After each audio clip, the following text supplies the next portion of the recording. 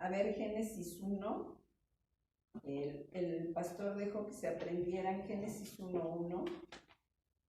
1 del 1 al 4, y vamos precisamente a ver esos versículos.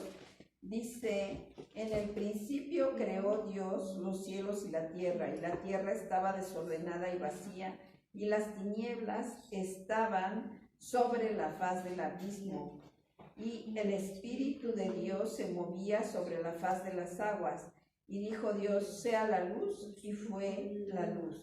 Y vio Dios que la luz era buena, y separó Dios a la luz de las tinieblas. Entonces vemos que, así como dice aquí Génesis, nuestra vida se hallaba desordenada y vacía. Aquí en el principio dice que Dios creó los cielos y la tierra. Y si Dios creó los cielos y la tierra, esto quiere decir que había un orden perfecto, porque todo lo que Dios hace es perfecto. Pero en el 2 dice que la tierra estaba desordenada y vacía. ¿Por qué? Porque había habido una rebelión en los cielos, y en los cielos, de los cielos fue echado el enemigo del tercer cielo a la tierra, y al caer a la tierra con todos, la tercera parte de los ángeles que se rebelaron, la tierra se desordenó. Y dice que aquí que las tinieblas estaban sobre la faz del abismo. Entonces se creó un caos en medio de la tierra. Entonces el Espíritu de Dios tuvo que venir se movía sobre la faz de las aguas, pero tuvo que venir a poner un orden. Igual es en nuestra vida. Dios tiene que venir y poner un orden en medio de todas las cosas que hemos pasado a través del tiempo, de las circunstancias, pues las iras, las contiendas, los traumas, las persecuciones, las familias disfuncionales, etcétera, etcétera. Entonces, dice que Dios vino a separar la luz de las tinieblas. Vamos a Primera de Pedro.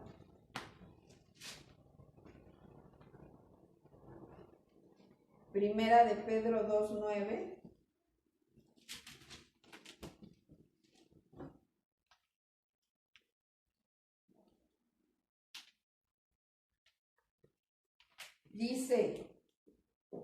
Dice aquí cuál es tu identidad como hijo. Dice: mas ustedes son linaje escogido, real sacerdocio, nación santa, pueblo adquirido,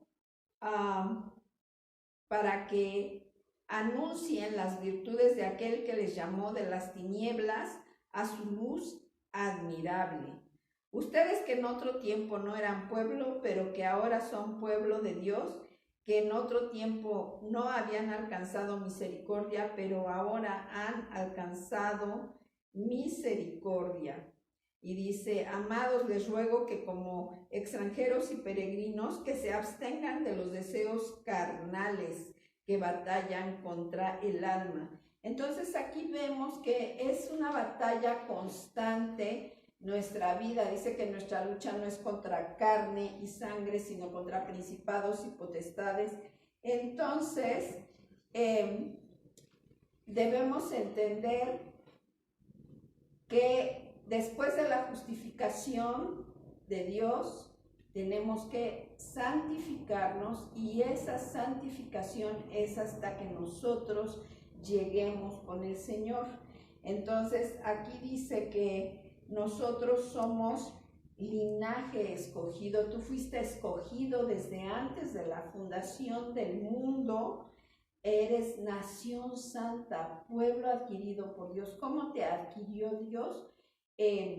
Por medio de ese sacrificio que hizo Yahshua en el madero. Él dijo: consumado es, hecho está, pero una traducción más exacta es: pagado, ya está pagado, ya está pagado. Entonces nosotros lo único que tenemos que hacer es apropiarnos de la palabra de Dios, es apropiarnos de la promesa de Dios, es entender que no importa lo que venga a nuestra mente, lo que el enemigo trate de hacer en nuestra vida, nosotros somos sus hijos, sus escogidos, somos sus sacerdotes, pueblo adquirido por Dios. ¿Para qué? ¿Para qué hemos sido adquiridos? Para que anunciemos el Evangelio, para que anunciemos su misericordia, para que anunciemos lo que Él quiere para con nosotros. Dice que debemos ser como peregrinos y extranjeros, que nos debemos abstener de los deseos de la carne.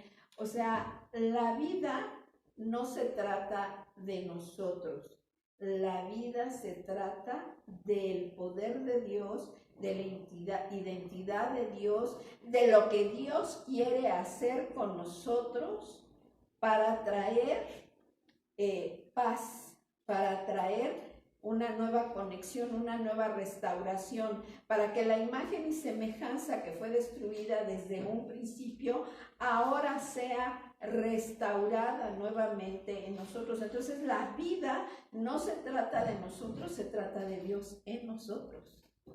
¿Cuál es el problema? ¿Por qué estamos tristes? ¿Por qué estamos cansados? ¿Por qué estamos frustrados? Porque creemos que la vida se trata de nosotros y no se trata de nosotros, se trata de lo que Dios quiere hacer en nosotros. ¿Qué es felicidad? Cuando una persona quiere ser feliz a toda costa, se empieza a meter en las drogas, se empieza a meter en las relaciones ilícitas, se empieza la gula, tantas cosas que hay, en las adicciones. ¿Por qué? Porque quiere ser feliz. O sea, hay personas que cuando se sienten muy mal empiezan a comer y a comer y a comer y a comer, o a tomar o a drogarse, porque quieren estar bien, porque quieren sentirse bien. Y la vida no se trata de sentirse bien, la vida se trata de ser felices. ¿Pero qué es ser feliz? Es cumplir la voluntad de Dios. Ser feliz es hacer el bien al otro, al prójimo. ¿Quién es el prójimo? Pues el más próximo, ¿verdad? Empezando por la familia. ¿En dónde tenemos a veces más problemas? Pues en la familia. Pero la felicidad no se trata de que yo sea feliz, sino de que el otro sea feliz. Y si yo hago feliz a alguien, me voy a sentir bien, ¿no?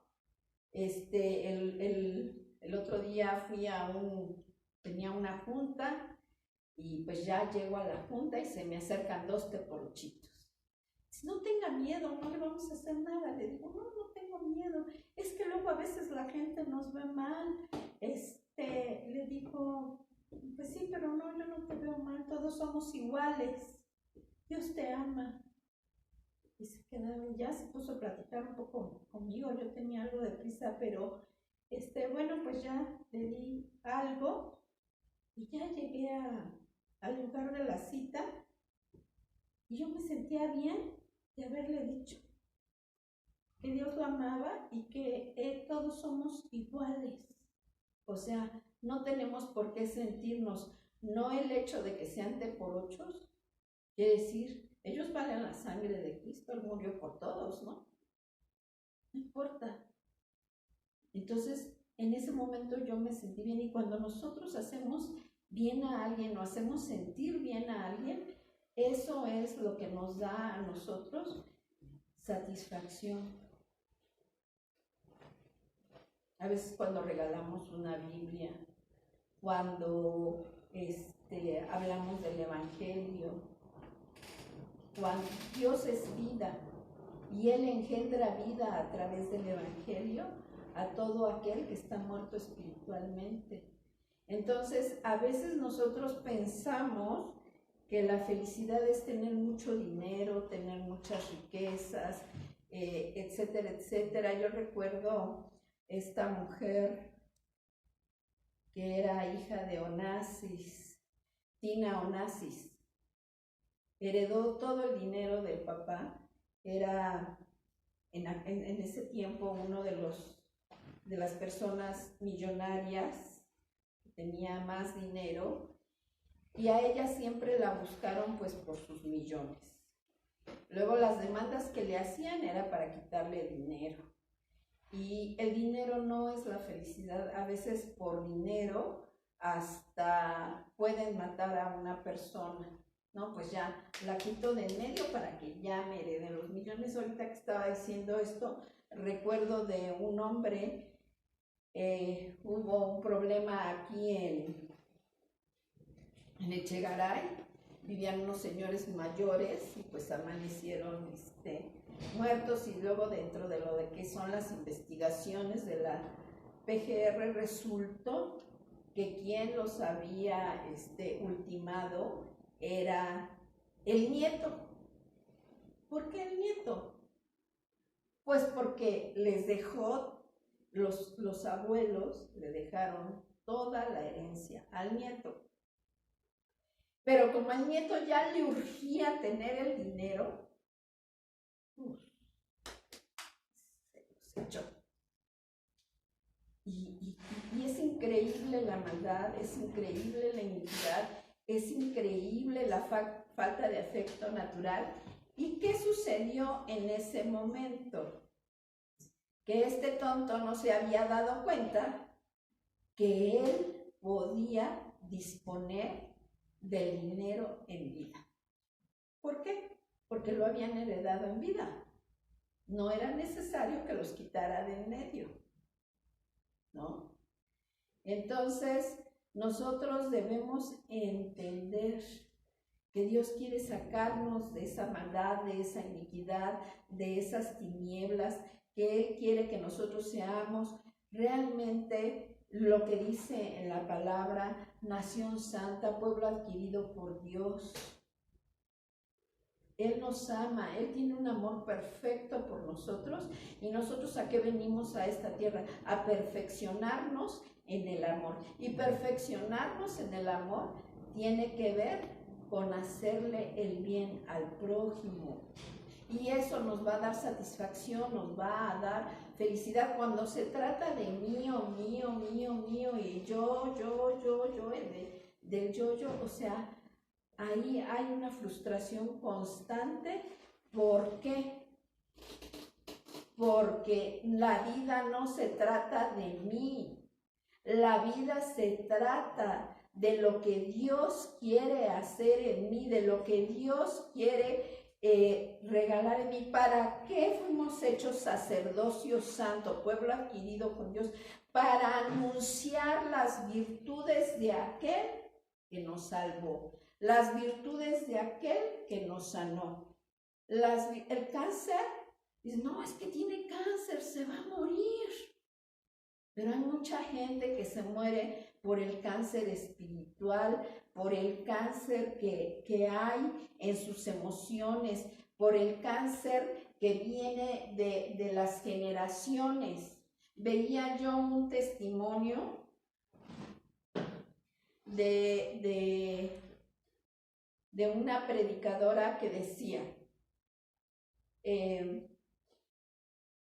que habían violado a una niña, pero decía, ¿cómo es posible esto? ¿Por qué? La niña, ¿qué culpa tenía? Y bueno, no era cualquier niña, era una niña que era hija de líderes. Entonces, y ella le preguntaba al Señor, ¿qué pasa? ¿Por qué sucedió esto? ¿Por qué sucedió? Y entonces el Espíritu Santo viene y le dice, es que su abuelo era violador. Y ahí estaba la legalidad. Entonces, muchas veces cuando tenemos una situación recurrente en nuestras vidas, tenemos que solucionarlo. ¿Cómo se solucionó eso? ¿Qué dijo el Espíritu Santo a esta mujer? Dijo, hay que pedir perdón, un perdón identificativo, un perdón por ese hombre que era violador para cortar las maldiciones. A veces decimos, es que las maldiciones generacionales no existen. Pues vamos a ver desde el principio a Ismael y a Isaac. Isaac representa a los judíos, Ismael representa a los árabes. Y hasta el día de hoy, a través de los siglos, siempre han tenido conflictos. Entonces nosotros tenemos que quitar las legalidades que hay en nuestra vida, que hay en nuestra familia. Luego los patrones de conducta se repiten. ¿Y de qué se trata? De que nosotros anunciemos las virtudes de aquel que nos amó, que nos sacó de las tinieblas a su luz admirable. Porque Él quiere que nosotros tengamos propósito, tengamos dirección, tengamos un sentido, que no nos sintamos menos, que no nos sintamos frustrados. La frustración la utiliza el enemigo para que nosotros no alcancemos nuestro propósito, nuestro destino profético. Él lo que quiere es que nosotros siempre estemos frustrados, enojados, sentidos, tristes, que tengamos... que no tengamos propósito, o que el propósito de nuestra vida sea nada más vivir para nuestros deseos, y cuando nuestros deseos no se cumplen hay una frustración, y cuando hay una frustración hay un enojo, cuando hay un enojo hay tristeza, cuando hay tristeza pues nos empezamos a sentir mal. Ay, como que me duele el corazón, ¿no? Me duele el corazón. Y el Señor lo que quiere es sanar nuestra mente, nuestro corazón, nuestro espíritu, nuestro cuerpo. El cáncer no nada más es en el cuerpo, el cáncer es en las emociones, el cáncer es en nuestros sentimientos, es en nuestros pensamientos. Entonces Él viene y hace un parteaguas antes de Cristo y después de Cristo, porque antes de Cristo andábamos en la oscuridad, andábamos en las tinieblas, pero ahora nosotros hemos sido rescatados para caminar en su luz. Dice la palabra que Dios es luz y ninguna tiniebla hay en Él. Entonces nosotros tenemos que decirle al Señor, sácanos de las tinieblas. El ocultismo tiene que ver con tinieblas. Entonces, no sabemos en qué anduvieron metidos nuestros antepasados, nuestros padres, pero Él quiere que nosotros realmente entendamos nuestro llamado, entendamos nuestra identidad, nuestro llamado. Sí podemos trabajar, sí podemos hacer un negocio, sí podemos hacer muchas cosas, pero sin embargo no debemos de perder el enfoque y perder de vista que nosotros hemos sido creados para lo que dice aquí, dice, para que nosotros anunciemos las virtudes de aquel que nos llamó de las tinieblas a su luz admirable. Porque en otros tiempos no eran pueblo, pero ahora son pueblo de Dios. En Oseas, Dios le dijo a Israel a través de la figura de Gomer y de Oseas, les dijo, ustedes no son mi pueblo. Entonces viene la dispersión a todas las naciones. Pero aquí en Primera de Pedro vemos ahora que el Señor nos llama a su pueblo. ¿Por qué? Porque nos perdonó. ¿Cómo nos perdonó? Por medio del sacrificio de Yeshua, de Jesús en el madero. Vamos a ver Primera de Juan 1:5. Primera de Juan 1:5.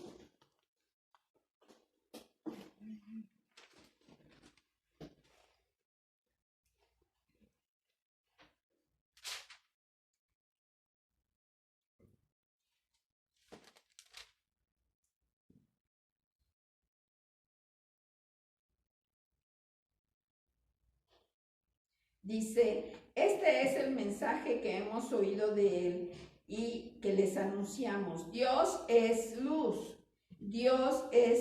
y no hay ningunas tinieblas en él. Si decimos que tenemos comunión con él, andamos en tinieblas, mentimos y no practicamos la verdad. Pero si andamos en luz como él está en luz, tenemos comunión unos con otros. Y la sangre de Yeshua, su Hijo, nos limpia de todo pecado. Si decimos que no tenemos pecado, nos engañamos a nosotros mismos y la verdad no está en nosotros. Entonces, es bien importante que entendamos que Dios es luz. Y como Él es luz, nosotros tenemos que andar en luz, en su luz. Debemos sacar las tinieblas de nosotros. ¿Qué es lo que nos conecta con las tinieblas? ¿Qué es lo que nos conecta con el enemigo? Lo que nos conecta son las iras, las contiendas, la falta de perdón, el rencor. O sea, todas las obras de la carne nos van a conectar con el enemigo. Entonces nosotros tenemos que desconectarnos de eso y caminar en el espíritu. Amor, gozo, paz, benignidad, fe, mansedumbre, templanza. Gozo, o sea, ¿cuántas veces como creyentes no hemos tenido el gozo de Dios en nuestra vida? Estamos tristes. Y a mí me ha pasado muchas veces. Ay, estoy sacada de onda, estoy triste. Y entonces, ¿qué pasa?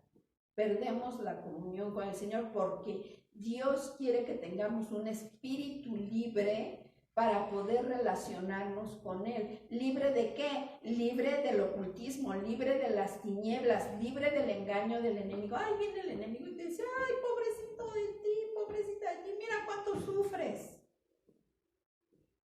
O sea, pues si yo soy nación santa, pueblo adquirido por Dios, el real sacerdocio me ha sacado a su luz admirable, entonces yo tengo que pararme en la confesión de la palabra para que la palabra me liberte.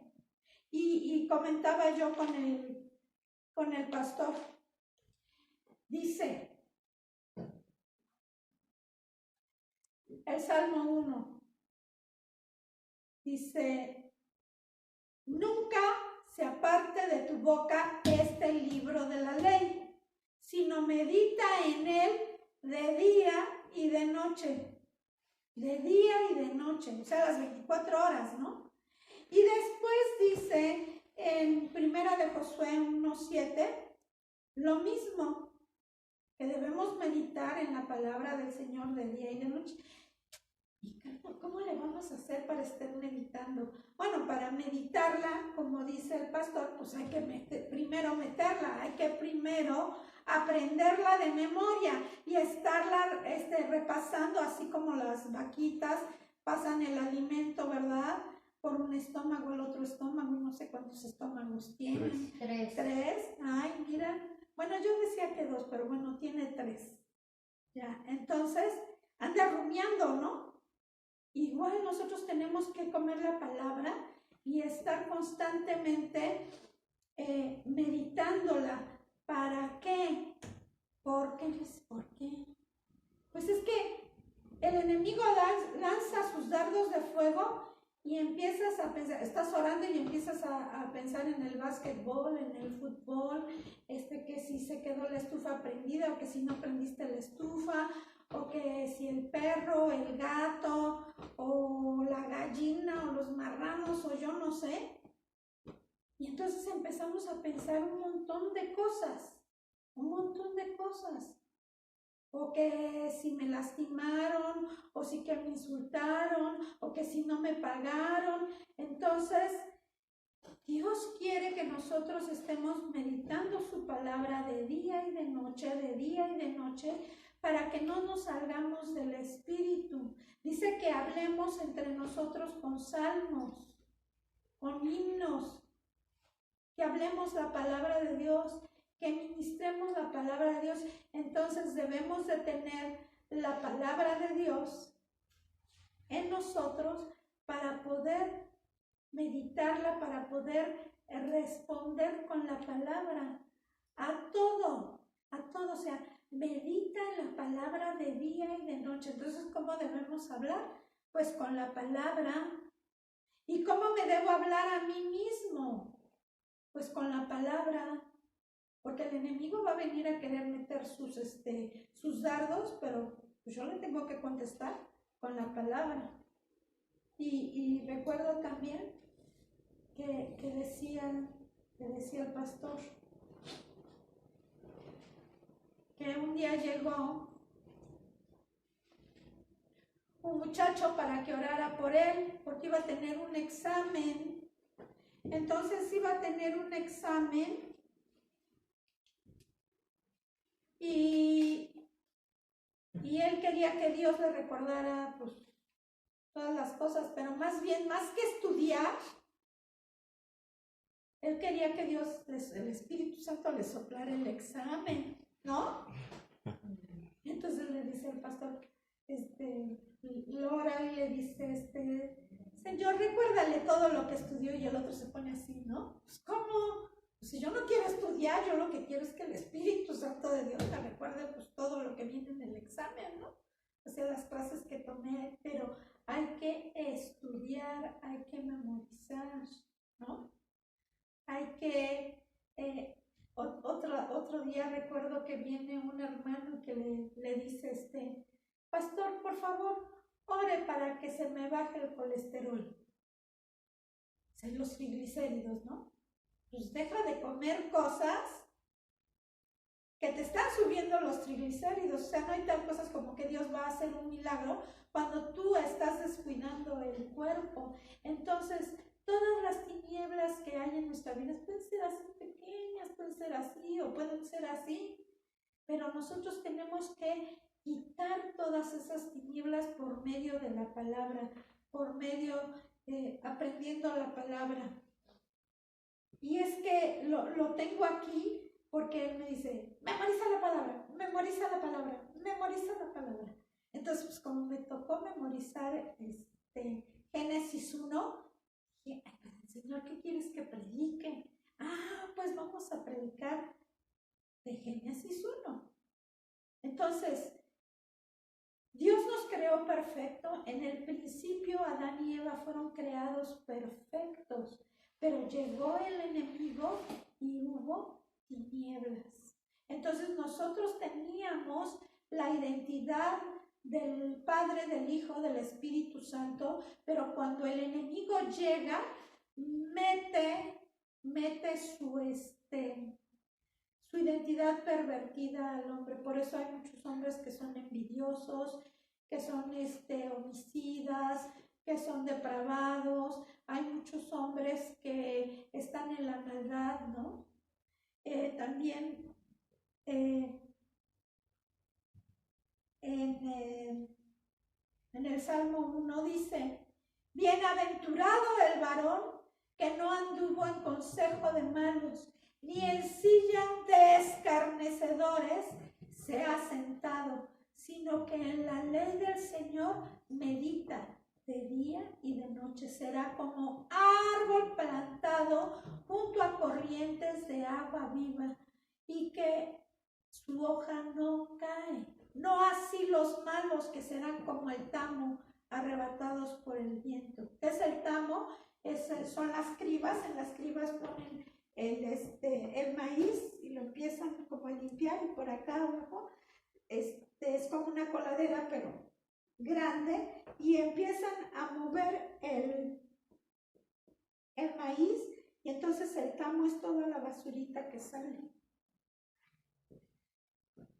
Y así son los malos, se los lleva el viento. Y Dios quiere, dice, que no andemos en silla de escarnecedores. ¿Cuántas veces se juntan a tomar y se empiezan a decir cosas, y luego hasta salen peleados, y luego hasta salen cosas que no deben de salir? sale lo peor del hombre, o sea, como decía, bueno, hay un pensamiento, una poesía que habla acerca del alcohol, de todo lo que hace el alcohol, ¿no? Y cuando están alcoholizados, hacen las peores cosas. Entonces, dice que no debemos andar con escarnecedores, con burladores. Tenemos que sacar todas las tinieblas de nuestra mente, de nuestro corazón, de nuestro espíritu. Tenemos que sacar todo aquello que no conviene. Vamos al Salmo 18. Salmo 18.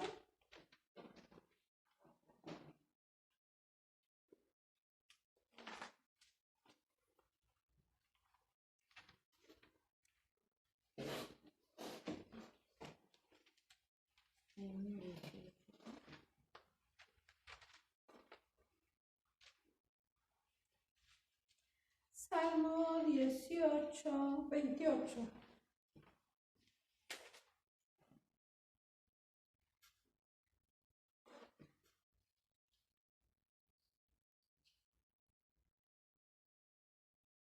Y desde el 27, porque tú salvarás al pueblo afligido y humillarás los ojos altivos.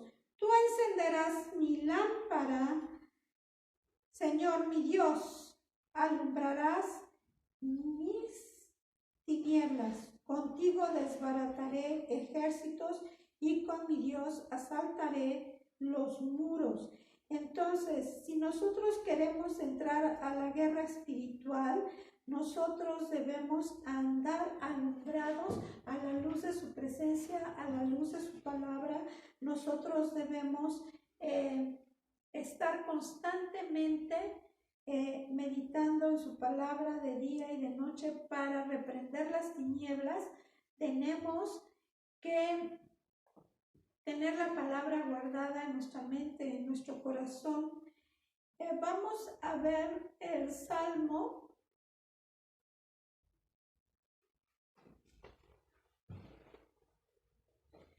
9:12. Ahí a la vuelta, 9:12.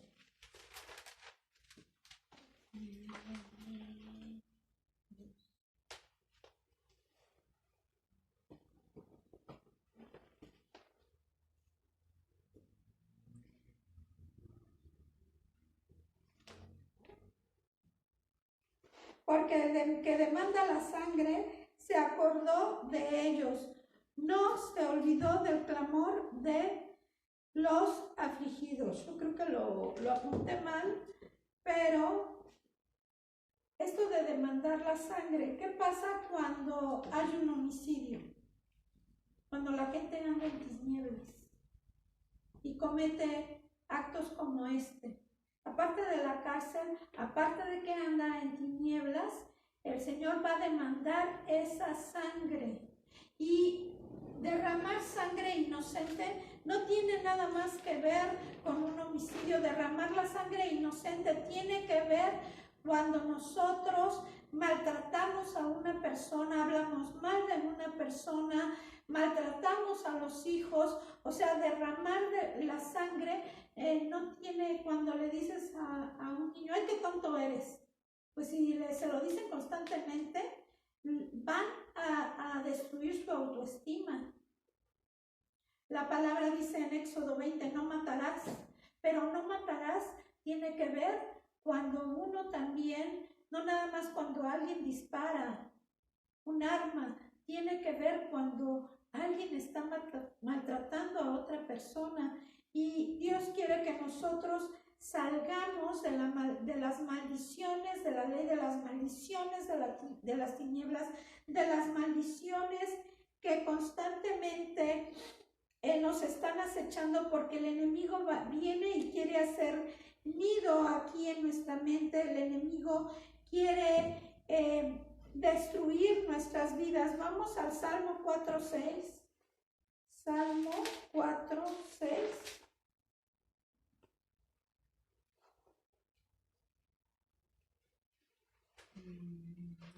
Dice, muchos son los que dicen, ¿quién nos mostrará el bien? Alza sobre nosotros, oh Señor, la luz de tu rostro. Tú diste alegría a mi corazón. Si nosotros queremos vivir en paz, nosotros queremos tener gozo, debemos de tener la presencia del Señor, porque en su presencia hay plenitud de paz, de gozo, de luz. Todas las tinieblas son deshechas cuando la presencia de Dios está en nuestra vida. Amén. Vamos al Salmo 43:3. Salmo 43:3.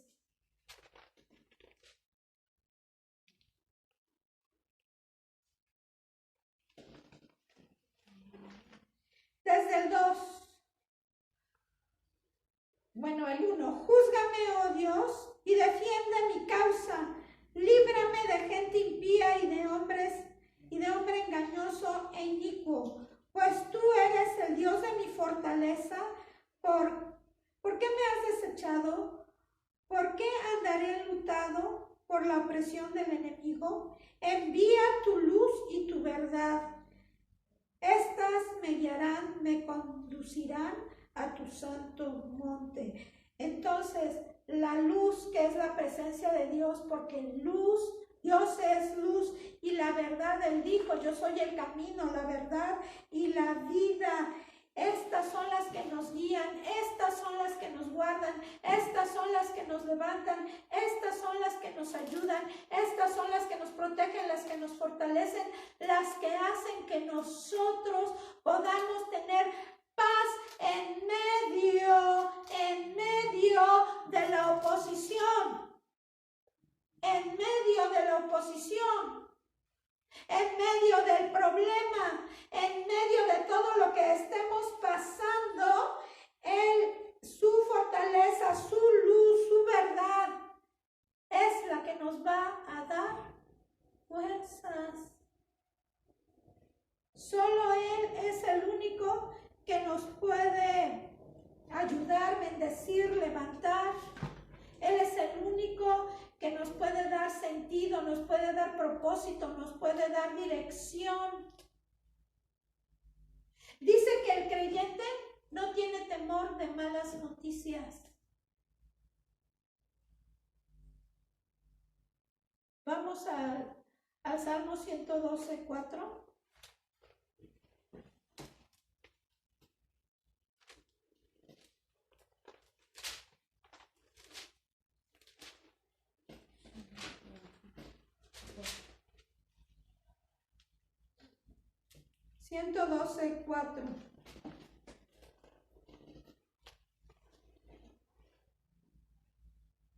Desde el 1.